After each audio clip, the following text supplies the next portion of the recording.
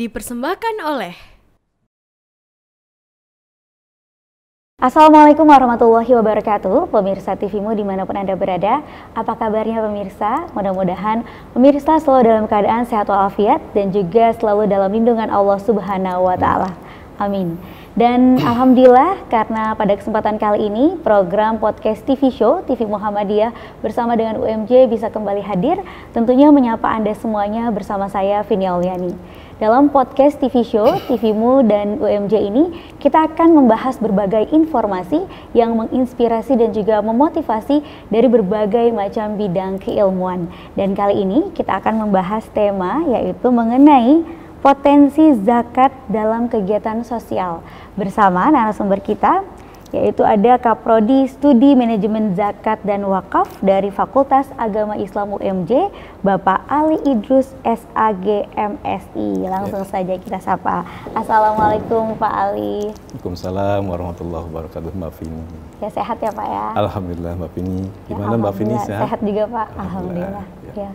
Baik Pak, ini kita Indonesia ini kan umat muslim terbesar ya Pak ya, salah satu umat muslim terbesar di dunia.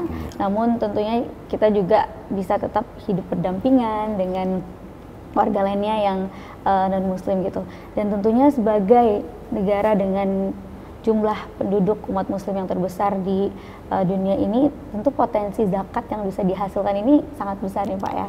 Nah, ini kira-kira besarnya potensi zakat yang bisa ditumbuhkan, dikembangkan dari umat muslim Indonesia ini seperti apa sih Pak?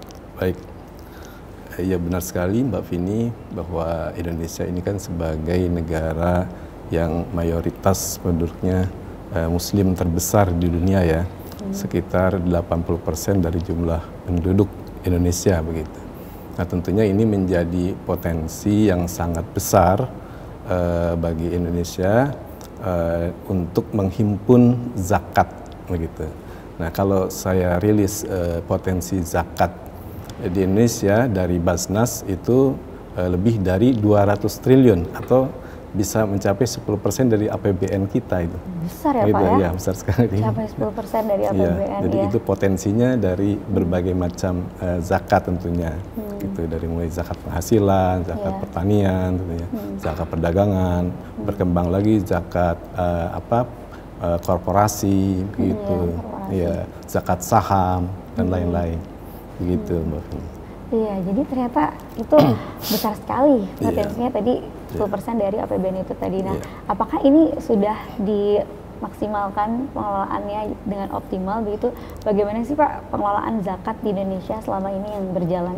Iya, jadi pengelolaan zakat di Indonesia itu dilakukan oleh dua institusi ya, begitu. Satu institusi atau lembaga yang didirikan oleh pemerintah, yaitu Basnas. Nah, kemudian juga ada lembaga yang didirikan oleh masyarakat, itu LAZ, Lembaga Amil Zakat. Gitu. Ya, jadi ada kalau Basnas ada tingkat nasional, begitu, Basnas RI, kemudian turun ke provinsi, Basnas provinsi, itu ada 34 Basnas provinsi kalau nggak salah. Gitu. Kemudian juga turun lagi ke tingkat kabupaten kota, itu jumlahnya mencapai 500-an. Itu Basnas tingkat kabupaten kota. Kemudian turun lagi ke paling bawah ada namanya itu UPZ, unit pengumpul zakat. Itu masuk ke tingkat paling bawah ke kelurahan, kemudian ke masjid-masjid juga. Nah, kemudian kalau LAZ itu tadi ada LAZ, Lembaga Amil Zakat Nasional, tingkat nasional. Kemudian ada juga yang tingkat provinsi sama tingkat kabupaten. Gitu. Nah, ada yang paling bawah nanti ada namanya kantor layanan. Gitu. Kalau di Lazismu itu paling bawah ke AUM gitu, atau ke PDM, ke PCM itu ada namanya kantor layanan. Begitu Mbak Vini. Iya. Jadi memang sudah dikelola juga oleh negara dari yang Basnas itu tadi untuk yang swasta ya Pak, ya swasta tadi lembaga amil zakat. Iya, didirikan oleh masyarakat. Itu bisa didirikan oleh masyarakat ya Pak ya, dan itu tadi dari tingkat pusat terus ke bawah sampai cabang juga itu tadi kabupaten. Nah, ini manajemennya Pak seperti apa sih nanti tiap-tiap mungkin dari Badan Amal Zakat itu tadi mengelola zakat yang terkumpul itu tadi, apakah mendata dari tiap-tiap daerah, kemudian perbedaan ini manajemen tingkat bawah dan pusat ini bagaimana untuk memaksimalkan penyaluran zakat itu? Jadi memang kalau yang tingkat pusat itu nanti dari tingkat bawah itu memberikan informasi terkait dengan data-data atau capaian penghimpunan gitu ya, dilaporkan sampai pusat gitu. Nah sementara nanti pengelolaannya bisa dilakukan secara oleh tingkat provinsi juga. Kemudian operasionalnya itu kan kalau pusat itu dari APBN, gitu ya. Kalau daerah atau provinsi itu dari kepala daerah nanti, APBD-nya begitu. Nah seterusnya begitu. Iya. Jadi pelaporannya nanti ke pusat, berapa penghimpunan yang sudah dicapai gitu ya. Gitu. Baik ya. Nah ini kan Bapak juga kan sebagai Kaprodi dari program manajemen zakat dan wakaf ya Pak ya. Ini kita boleh singgung juga tentang wakaf ya Pak ya. Baik. Nah kalau untuk wakaf sendiri, perbedaan pengelolaan ini dengan zakatnya seperti apa nih Pak? Kan mirip-mirip tapi beda ya Pak ya? Iya. Iya, potensi wakaf itu sama dengan potensi zakat. Itu kalau tadi zakat di bawah Basnas gitu dan dari izin dari Kemenag. Sementara kalau wakaf itu dari BWI, Badan Wakaf Indonesia. BWI, oh iya, dari pemerintahnya itu Pak ya. Nah beda pengelolaannya, kalau zakat menghimpun kemudian didistribusikan secara langsung habis. Gitu ya. Tapi kalau wakaf itu pokoknya tidak boleh habis, tidak boleh berkurang lah. Yang didistribusikan hasilnya. Jadi produktif kalau kayak gitu. Nah, umpama wakaf wakaf masjid gitu ya, wakaf tanah. Tanahnya tidak boleh wakaf tanah itu tidak boleh dijual atau berkurang, misalnya sebagian ini dijual ya, ternyata wah luasnya kok berkurang, itu nggak boleh ya Pak ya. Tidak boleh. Kemudian sekarang berkembang wakaf yang bergerak, contohnya wakaf uang. Ada wakaf uang. Jadi wakaf uangnya itu disimpan di bank. Ada namanya bank yang sudah ditunjuk memang, bank-bank syariah itu yang ada. Uangnya dihimpun di situ. Jadi masyarakat boleh melakukan wakaf itu minimal 1 juta kalau nggak salah. Jadi yang kita ketahui kan kemarin-kemarin itu oleh masyarakat itu wakaf itu harus 3M. Tanah, harus besar jumlahnya itu Pak ya. Masjid, gitu ya, madrasah, makam gitu ya. Nah, sekarang itu berkembang wakaf itu ada wakaf uang produktif. Jadi uangnya itu disimpan di bank, itu ditahan sampai berapa besar nanti, kemudian hasilnya baru yang diberikan kepada mauquf alaih. Begitu. Namanya mauquf alaih. Iya, jadi yang mustahiknya itu mauquf alaih. Kalau untuk yang mengelola nanti itu nazir. Nazirnya Pak. Nazir, iya. Ada pembagiannya dalam undang-undang itu 10% dari hasil ya, bukan pokok. Pokoknya nggak boleh berkurang. Oh, dari hasilnya dari ya, hasil, keuntungannya ya, itu. hasil mudharabah kalau di bank itu ya. Nah, hasilnya untuk nazirnya boleh hanya 10%, sisanya pada mauquf alaih. Gitu. Tapi pokoknya sampai kiamat itu nggak boleh berkurang. Ya? Itu berarti harus bisa. Ya, makanya itu disebut jariah itu sampai akhir hayat. Akhir hayat yang sampai terus kiamat, mengalir itu tadi ya. Begitu. Tapi ini menarik karena untuk wakaf ini berarti terbuka kesempatan untuk berbagai kalangan ya, nggak harus terpatok tadi 3M itu, sehingga mungkin pikiran kita kan wakaf mungkin nantilah kalau mungkin sudah berlimpah-limpah begitu. Iya. Ya, jadi memang wakaf sekarang terus berkembang. Yang penting kan kemanfaatannya itu. Jadi siapapun orang boleh berwakaf, tapi memang masih ikhtilaf ya. Tapi sudah ada fatwa MUI-nya saya kira, atau dari peraturan BWI itu sudah boleh wakaf uang. Wakaf uang. Iya, peraturan BWI sudah ada itu. Tapi kalau dari skala prioritas kita sebagai umat muslim mungkin yang didahulukan tetap zakat dulu ya Pak ya. Zakat dulu. Kalau sudah tertunaikan nanti masih ada lagi nih untuk wakaf, bisa wakaf gitu ya. Ya, kalau zakat kan ada ketentuannya. Iya, kalau zakat itu harus mencapai nisab dan haul. Gitu. Nah, kalau wakaf enggak. Wakaf enggak. Iya. Jadi kalau zakat itu harus mencapai nisab. Umpama Anda mau berzakat mal. Nisabnya kan ada itu. Sama dengan berapa? 85 gram emas ya, emas. 80 gram emas ya. Iya. Jadi ini Sekitar kalau tidak di bawah 85 juta itu, ya, Pak, kira-kira. iya, kalau di bawah itu tidak Belum kena, wajib zakat. Belum wajib zakat. Tapi kita walaupun belum wajib zakat, kita boleh wakaf nih. Misalnya Iya. kita ada kelapangan rezeki, tapi mungkin dalam sehari-hari ini kita lapang ya Pak ya. Iya. Tapi secara jumlah nominal itu belum mencapai 80 gram emas. Misalnya ternyata baru 40 gram emas. Tapi lapang nih, kebutuhan sehari-hari terpenuhi. Baik. Kita pengen wakaf, boleh jadinya? Boleh, sangat boleh. Boleh ya. Iya. Iya ya. Iya, Begitu. baik, ini menarik sekali Pak Ali. Terus kita akan lanjutkan kembali, kita jeda sejenak terlebih dahulu. Pemirsa, jangan kemana-mana, tetap bersama kami dalam podcast TV Show. Pemirsa, kembali lagi dalam podcast TV Show, TVmu bersama dengan UMJ. Kita kali ini membahas mengenai peran zakat dalam kegiatan sosial bersama dengan Kaprodi dari Program Manajemen Zakat dan Wakaf di UMJ, yaitu Bapak Ali Idrus. Pak Ali, kita lanjutkan kembali ini mengenai zakat. Nih kita banyak membahas zakat nih Pak ya, karena ini benar-benar potensi yang bisa kita maksimalkan. Nah, zakat ini kan ketentuan agama ada ketentuannya tadi. Kita orang-orang yang wajib zakat jika sudah memenuhi nasab gitu. Nisab ya, maaf. Nah, nisab. Nah, ini sebenarnya peran-peran apa saja nih Pak yang bisa dihasilkan dari zakat ini untuk kegiatan sosial agar tentunya bisa berdampak langsung nih untuk kemakmuran umat gitu. Baik. Kalau kita lihat di Undang-Undang Zakat itu Undang-Undang Nomor 23 tahun 2011 bahwa tujuan zakat itu untuk diantaranya untuk mensejahterakan umat, gitu ya. Maka peran atau fungsi manfaat zakat itu bisa untuk memenuhi kebutuhan dasar seperti pangan, gitu ya, papan, kemudian sandang juga. Jadi sandang, pangan, papan. Jadi memenuhi kebutuhan dasarnya, gitu ya.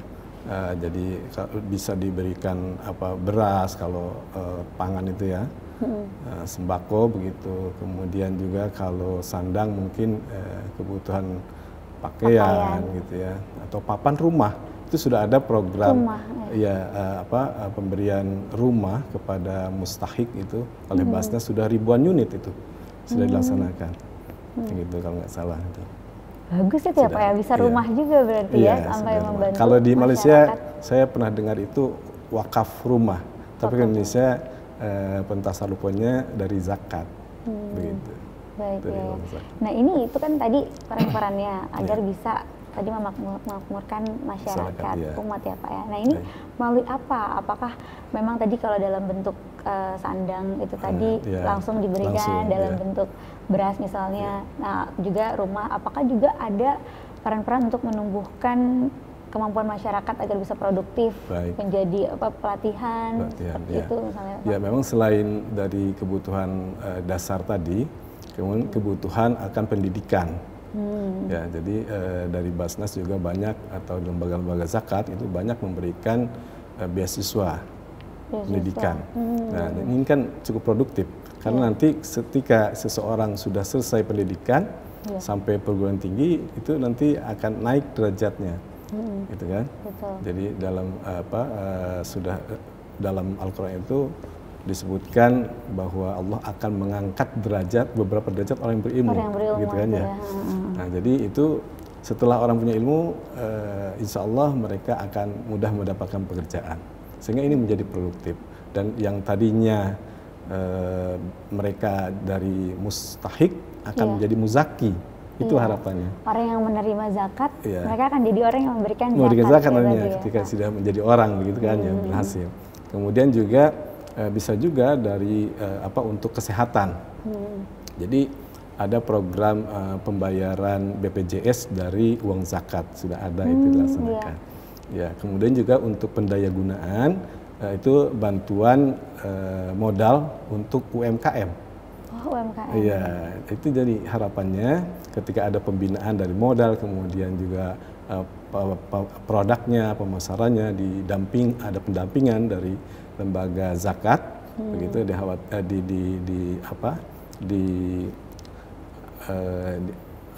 diharapkan begitu ya, yang tadinya mustahik itu menjadi muzaki, begitu. Iya. Karena dia sudah didampingi dan mudah-mudahan bisa berhasil gitu. Berhasil ya. Ya, nah ini untuk orang-orang yang menerima zakat, ini kan juga ada golongan-golongan tertentunya ya Pak ya, yang berhak gitu menerima zakat ya. Nanti golongan-golongan ini apakah juga dirangkum atau mereka nanti bisa, misalnya mereka merasa nih butuh termasuk ke dalam 8 golongan itu yang berhak untuk menerima, bisa langsung datang meminta pengarahan, pendampingan atau bagaimana Pak? Ya, sejauh ini informasi yang yang saya terima begitu ya, memang ada pelayanan mustahik. Jadi lembaga zakat itu ada pelayanan mustahik. Banyak masyarakat yang memang datang langsung ke lembaga zakat begitu ya. Dan juga ada yang sifatnya pendataan begitu ya. Lembaga zakatnya justru yang datang ke masyarakat begitu. Nah, jadi yang termasuk mustahik tadi itu kan dalam Al-Quran surah At-Taubah ayat 60 disebutkan innamas shadaqatu lil fuqara wal masakin wal amilin wal mu'allaf kemudian gharimin gitu kan, ada 8 asnaf di situ ya. Ibnu sabil, fisabilillah gitu ya. Itu saya kira. Iya, yang berjuang di jalan Allah ini ya Pak ya. Kalau yang berjuang di jalan Allah ini bisa kalangan dari mana saja sih Pak misalnya? Ya, yang di jalan Allah tuh ya atau lembaga sosial juga fisabilillah gitu ya. Iya, fisabilillah. Fisabilillah itu termasuk menuntut ilmu. Itu termasuk menuntut ilmu ya. Iya, termasuk fisabilillah itu. Iya, itu tadi yang dalam bentuk beasiswa itu tadi Pak ya. Itu. Iya ya. Dan pelatihan-pelatihan itu termasuk mustahik gitu ya. Mustahik ya. Bisa diberikan bantuan beasiswa pada mahasiswa atau pada pelajar, karena itu termasuk asnafnya itu fisabilillah. Fisabilillah tadi. Gitu.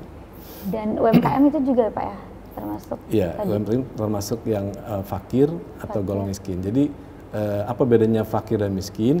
Kalau fakir itu mungkin yang miskin ekstrim. Miskin ekstrim ya, super miskin gitu. Ya. Miskin ekstrim. Tapi kalau miskin dia ada penghasilan tapi belum memenuhi kebutuhan hidupnya. Iya, belum mencukupi kebutuhannya.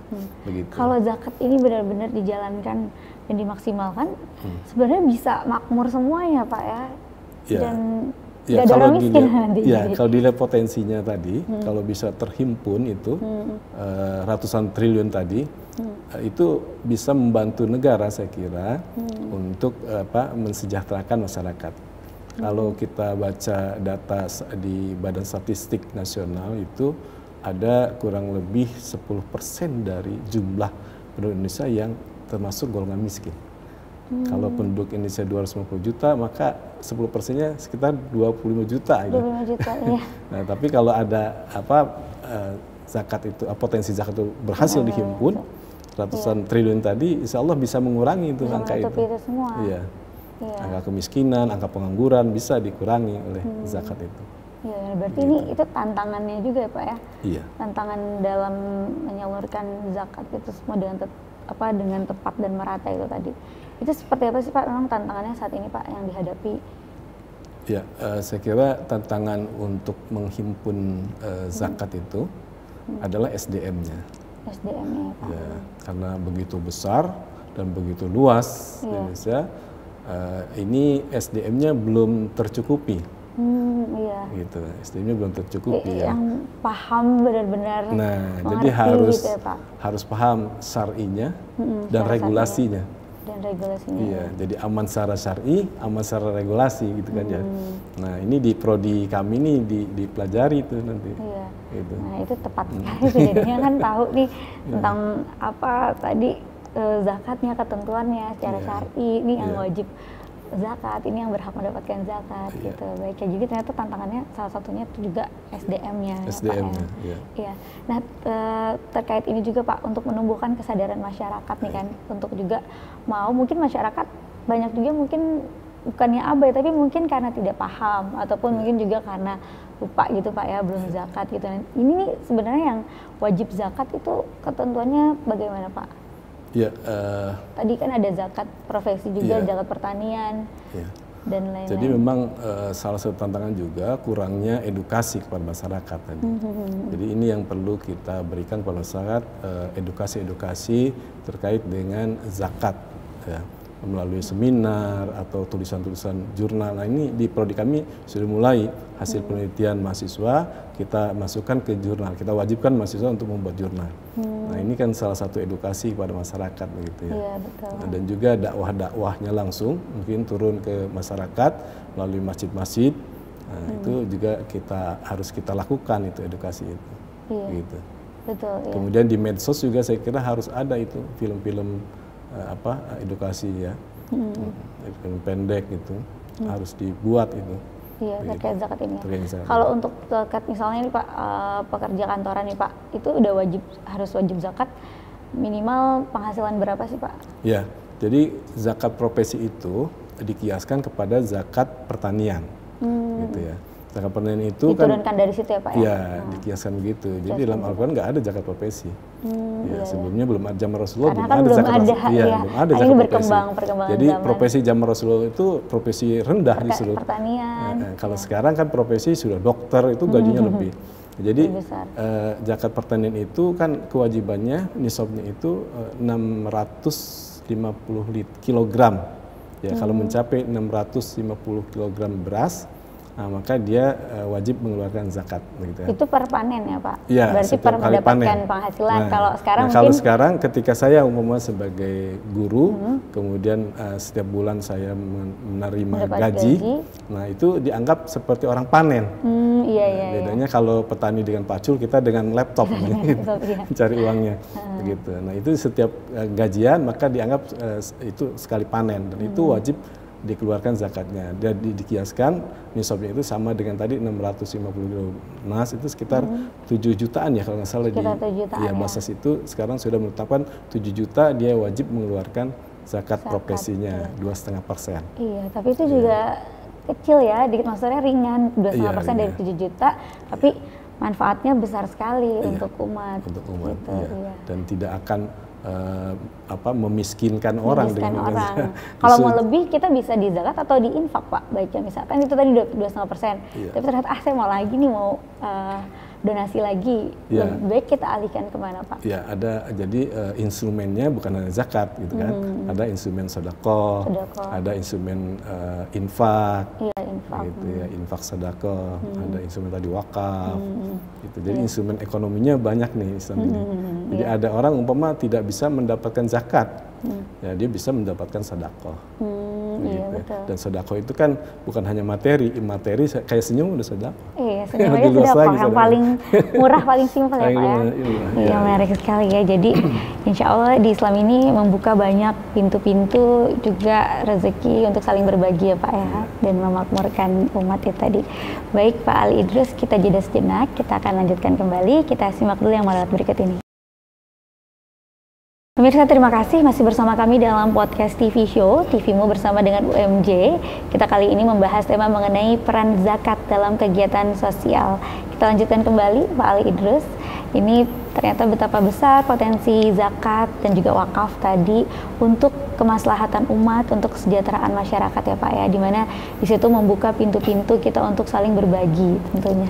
Nah, sebagai juga program studi ini manajemen zakat dan wakaf yang ada di UMJ ini, apa saja nih upaya yang dilakukan tadi juga untuk mewujudkan SDM yang mumpuni, karena tadi salah satu tantangannya kan SDM yang kurang nih, kurang memahami, kurang mengetahui alur-alur regulasi dan sebagainya, juga persyaratannya begitu Pak. Iya, jadi upaya yang kita laksanakan di Prodi Manajemen Zakat dan Wakaf adalah kita di profil lulusan itu adalah untuk mewujudkan calon amil, mewujudkan amil dan nazir yang profesional.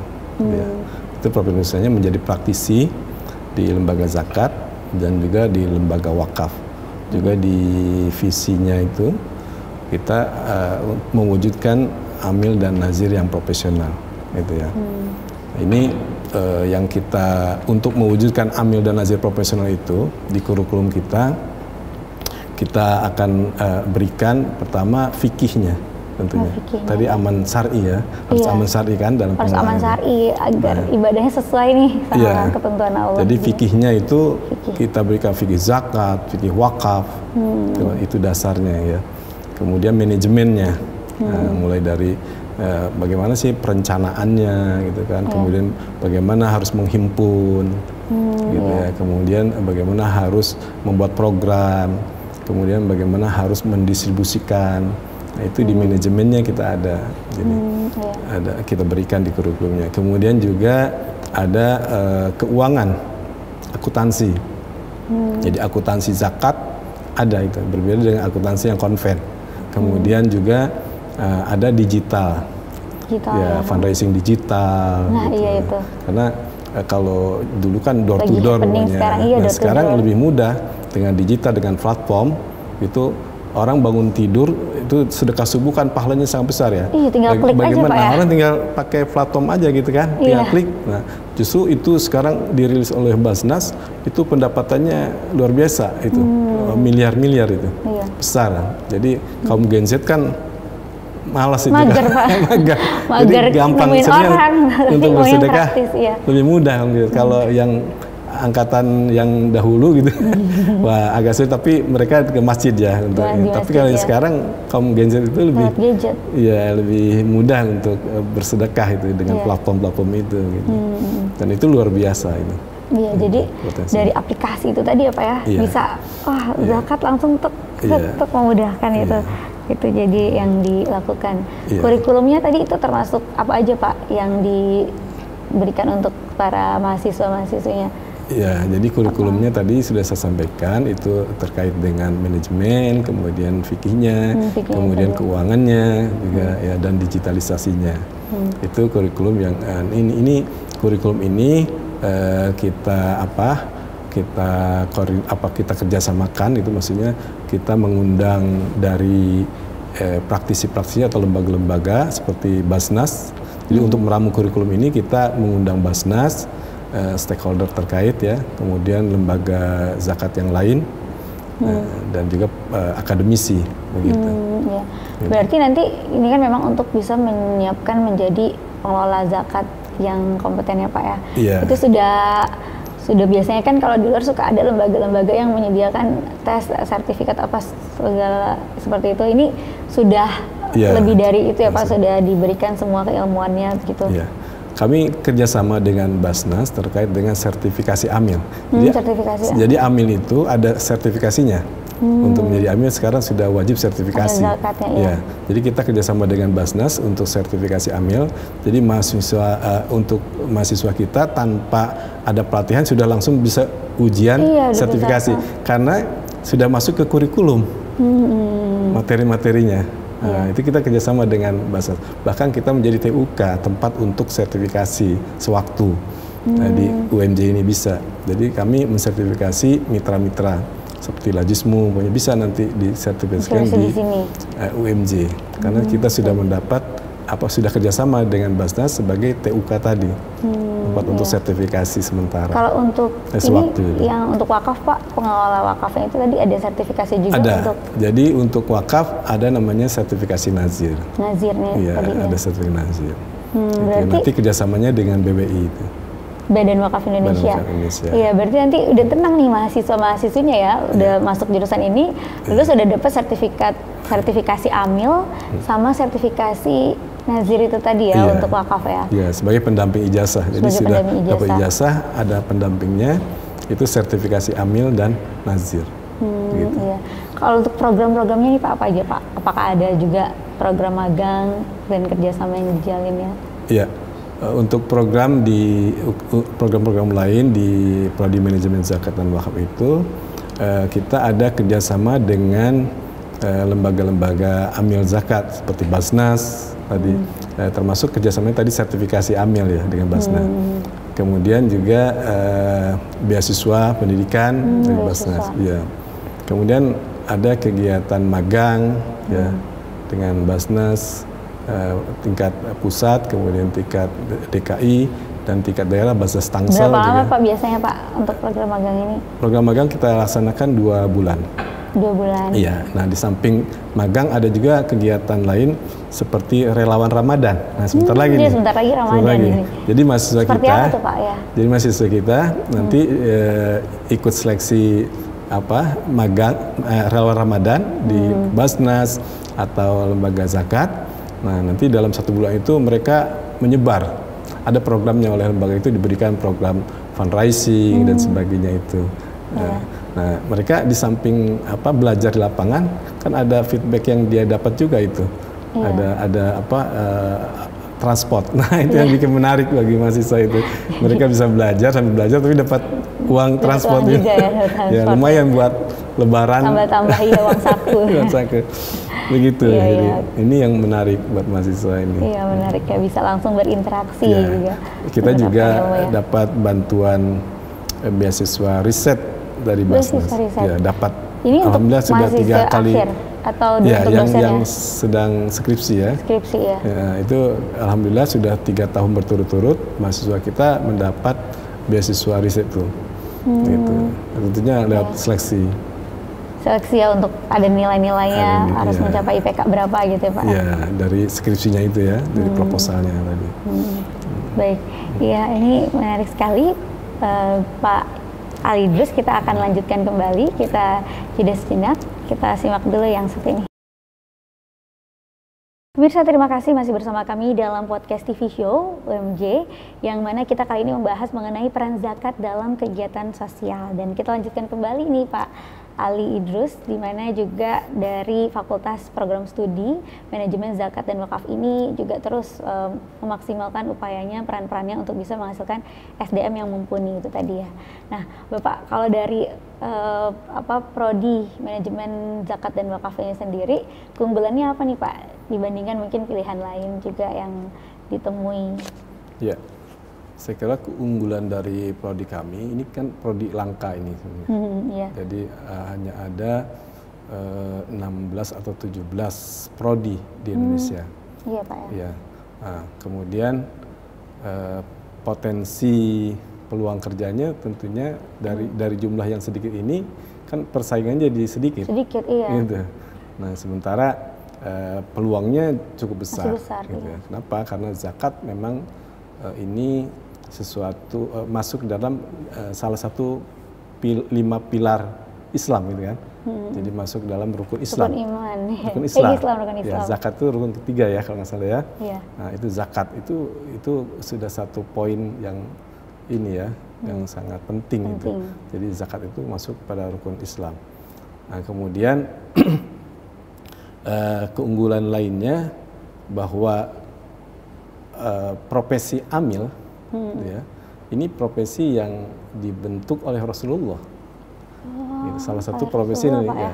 Rasulullah dulu kan ada waktu tahun 2 Hijriah ya, setelah Rasulullah hijrah ke Madinah gitu ya, setelah ekonomi umat Islam sudah mulai mapan waktu itu, baik ya, maka disitulah Rasulullah mewajibkan, Allah mewajibkan zakat. Ya.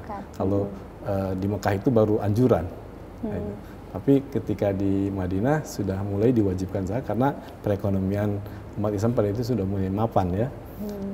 Nah, Rasulullah menunjuk para sahabat itu untuk menjadi petugasnya. Ada namanya katabah. Jadi yang mencatat siapa saja nih orang yang hartanya banyak wajib zakat. Nah, ada pencatatan itu katabah. Kemudian ada yang namanya hasabah. Hasabah itu orang yang menghitung berapa besar dia harus mengeluarkan zakat. Setelah ditulis, dicatat orangnya, kemudian dihitung berapa zakatnya. Nah, setelah itu baru ada namanya kosamah nanti, pendistribusian. Ya, jadi ditulis, kemudian dihitung, kemudian dihimpun, kemudian didistribusikan. Ada, jadi sudah ditentukan oleh Rasulullah. Nah, ini kan berarti Rasulullah sudah mencontohkan ada lembaga zakat di situ. Ya. Yang sebenarnya Baitul Mal. Baitul Mal. Iya. Masya Allah, iya. Jadi itu tadi keunggulannya, karena ini program yang langka, tapi potensinya besar. Jadi lapangan pekerjaannya masih banyak nih, masih besar ya, untuk kompetisinya ini masih terbuka luas. Terbuka luas. Jadi karena ini sudah salah satu amil yang dibentuk oleh Rasulullah gitu kan ya. Iya, dibentuk oleh Rasulullah. Jadi ini harus kita lanjutkan, wajib kita lanjutkan gitu ya.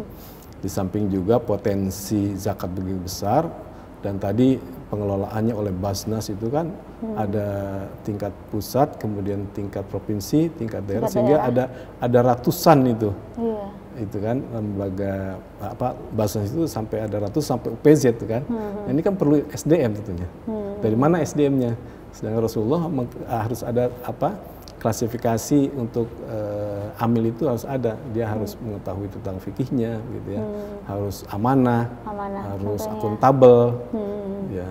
Nah, itu harus ada klasifikasi itu amil itu. Nah, kita di prodi ini menciptakan itu, mewujudkan itu amil yang profesional tadi. Ya. Untuk memenuhi kebutuhan SDM di lembaga zakat ini. Begitu. Baik, fasilitasnya apa saja Pak yang disediakan di UMJ ini? Nah, fasilitas yang kita miliki samping ruangan ber-AC itu ya sudah biasa itu, kita juga memiliki laboratorium lembaga zakat. Lab zakat itu seperti apa Pak? Jadi di situ tempat praktek mahasiswa. Jadi lab ini kita ada pendampingnya. Pendampingnya itu dari Lajismu dan dari rumah zakat. Laznas ini ya mereka ya. Nah, dari pendampingan itu mahasiswa dilatih untuk fundraising, ya, menghimpun, kemudian dilatih membuat program, dilatih mendistribusikan, gitu ya. Nah, ini kita punya labnya itu. Jadi mahasiswa di samping belajar di kelas, mereka juga di lapangan, terjun langsung ke lapangan. Bagaimana cara mengelola itu, membuat program perencanaan begitu ya. Nah, ini kita didampingi oleh dua lembaga tadi. Yang program unggulan yang akan kita laksanakan itu nanti menghimpun dana beasiswa. Kita akan membuat gerakan infak namanya di kampus, infak 2000, dari mulai 2000. Saya kira kalau 2000 siapapun bisa, ringan, gitu. Ya. Ringan, siapapun mampu ya. Mahasiswa sekalipun mampu dia untuk bisa, infak 2000 dalam seminggu. Iya. Nah, itu akan kita lakukan, kemudian juga ke restoran-restoran, bukannya kan belajar mengelola jadi Pak ya, mengelola dana. Nah, dari hasil himpunan itu nanti akan kita distribusikan, paling besar mungkin nanti kita akan distribusikan untuk beasiswa. Baik. Mudah-mudahan ini bisa terlaksana dengan baik dan berhasil. Berhasil ya. Karena langsung beasiswa langsung bisa dirasakan juga dari mahasiswa untuk mahasiswa juga yang berprestasi. Iya. Iya, begitu. Dan untuk dosen-dosennya bagaimana Pak? Ya, untuk dosennya alhamdulillah dosen di Prodi Manajemen Zakat ini di samping menjadi dosen, mereka menjadi reviewer juga di beberapa jurnal, gitu ya. Kemudian juga kita untuk penelitian juga mendapatkan hibah dari lembaga keuangan syariah, pernah dapat itu. Kemudian juga jadi pendakwah dosen kita. Ada juga menjadi Dewan Pengawas Syariah dan jadi praktisi. Nah, dari praktisi Basnas, jadi praktisi di Lajismu, begitu. Nah, itu beberapa prestasi dosen kita. Jadi dosen-dosennya sudah tidak diragukan lagi karena memang orang-orang yang benar-benar kompeten dan juga langsung terjun ya di lembaga-lembaga itu tadi, Lajismu juga salah satunya. Nah, untuk ini Pak, jaringan alumni, bagaimana kerjasama yang terjalin juga dengan jaringan alumni? Iya, alhamdulillah alumni kita itu sudah tersebar di beberapa lembaga, terserap gitu ya. Ada yang di Basnas Pusat, Basnas DKI, Basnas Tangsel, kemudian di lembaga amil yang lainnya, Lajismu, di Al-Azhar, di BSI Maslahat, sudah alhamdulillah terserap gitu ya. Dan itu lebih dari 50%-nya terserap lulusannya. Alhamdulillah. Nah, ini kita akan buat ikatan alumni Mazawa FIUMJ. Alhamdulillah sekarang hubungan dengan yang adik-adik kelasnya itu. Nah, ketika kami mengadakan kegiatan seminar, nggak susah-susah lagi nyari narasumber. Jadi kakak-kakak tingkatnya itu otomatis jadi karena mereka sudah jadi praktisi kan. mereka yang mengisi itu kegiatan kajian-kajian begitu. Jadi masih intens ya, dan saling terus mengisi, mensupport satu sama lain. Iya. Baik, Pak Ali, ini tidak terasa nih kita alhamdulillah tadi sudah banyak mendapatkan masukan dan pencerahan juga mengenai zakat dan juga wakaf. Mungkin bisa memberikan kesimpulan Pak mengenai potensi zakat dan juga wakaf bagi kegiatan sosial untuk umat. Ya. Baik, jadi karena melihat potensi zakat di Indonesia begitu besar, ini karena umat Islam Indonesia begitu banyak, ya, terbesar di dunia, sehingga potensinya sangat besar, begitu. Nah, saya kira ini menjadi peluang ya buat kaum Gen Z untuk menjadi amil yang profesional, dan tepatnya di FIUMJ nih, di Prodi Manajemen Zakat dan Wakaf, gitu ya. Nah, jadi saya kira menjadi orang yang bermanfaat untuk orang banyak, jadi khairin nas anfa'uhum linnas, sebaik-baik manusia itu yang bermanfaat untuk orang lain. Nah, saya kira menjadi amil ini merupakan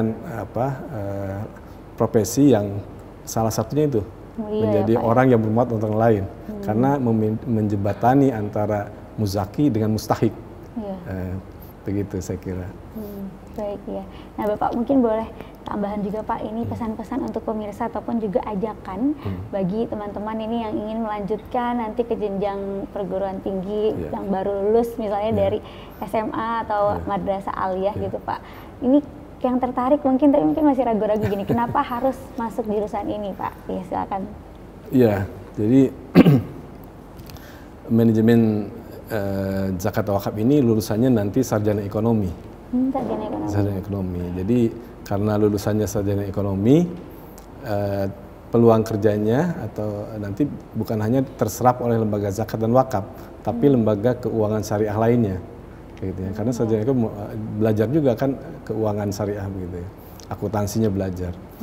Nah, jadi saya berharap kaum Gen Z terutama yang sekarang ini, yang dulu hanya mengenal zakat atau wakaf itu hanya 3M tadi, madrasah, masjid.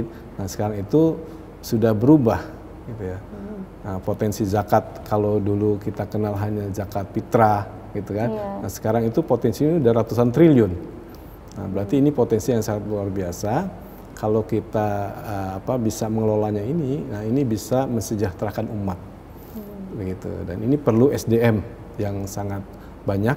Nah, maka oleh dari itu saya menghimbau kaum Gen Z, mari sama-sama kita masuk ini, bisa masuk ke Prodi Manajemen Zakat dan Wakaf, agar hidup kita nanti bermanfaat untuk orang banyak, begitu. Baik, terima kasih Pak Ali Idrus tadi atas pemaparannya dan juga pencerahannya untuk kita semua. Alhamdulillah kita jadi tercerahkan nih mengenai potensi zakat dan juga wakaf di Indonesia. Terima kasih Bapak dan selamat melanjutkan aktivitas. Terima kasih juga sudah hadir di podcast TV Show TVmu bersama UMJ. Dan pemirsa TVmu, terima kasih juga telah menyaksikan acara ini dari awal hingga akhir. Tidak terasa kita sudah sampai di penghujung acara ini. Dan untuk itu saya Vini Oliani bersama dengan kerabat kerja yang bertugas, juga dengan narasumber kami yaitu Bapak Ali Idrus, kami mohon pamit undur diri. Jangan lupa untuk saksikan podcast TV Show TVmu bekerja sama dengan UMJ dalam episode-episode lainnya. Akhir kata, wassalamualaikum warahmatullahi wabarakatuh. Assalamualaikum.